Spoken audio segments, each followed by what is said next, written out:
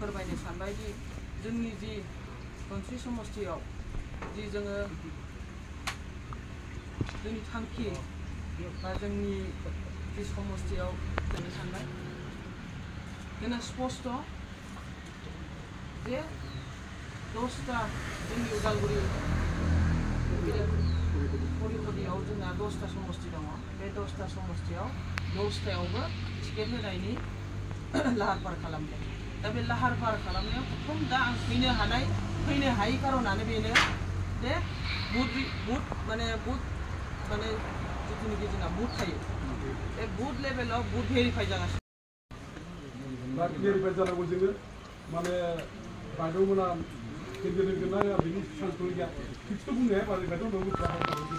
होमबाबो बेसेसिम रायजोआवथ' बुंनायना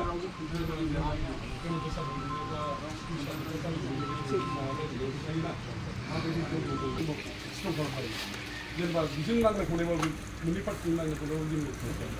नांलाय खमलायथ' गैया बिनि दिनाव सान्थिफ्रावथ' जों जेनेबा मखा फायो आरो जोंनि थांनाय मानसिफ्रा ओरैबायदि जाबाय जोंनि गफर हालामाव माने जोंनि टटेलि भिजिट खालामो बिजेपिआ रलिं सरकार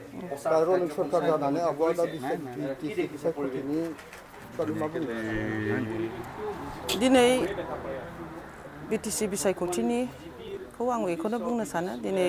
जोङो राष्ट्रीय दल हिसाबै दिनै जों संगठनखौ जोङो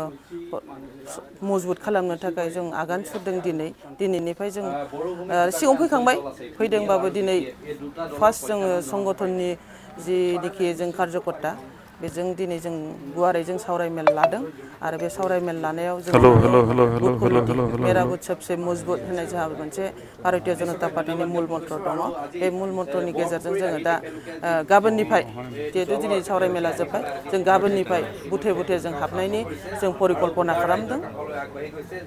जितु जोंनि ओनसोलाव गोबां पन्सायतआव हाबनानै माखासे गामिफोराबो हाबबाय बिसोरो बिटिआरआव थानो मोनगोन ना पन्सायतआवनो थाङो ना बेखौ हाइकमान्डआ डिसिसन लागोन बेयाव आं बेखौ आङो जेबो बुंनो साना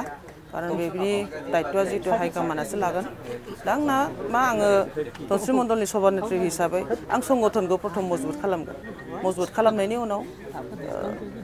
जिखिनि जों हाइकमान्डआ जि बिथोन हरगोन बेबायदि आङो फोरमायलांबाय थागोन मोनसे गोबां एफारसि हाफोरखौ इउपिपिएल सरकारा गावसोर बानायना होदोंमोन बेयाव बिजेपि सरकारनि जेबो आखाइ गैया बेखौ हाइकमान्डआ डिसिसन लागोन बेनि खेत्रआव आं बेखौबो बिनिसिम आङो बुंनो सानाखै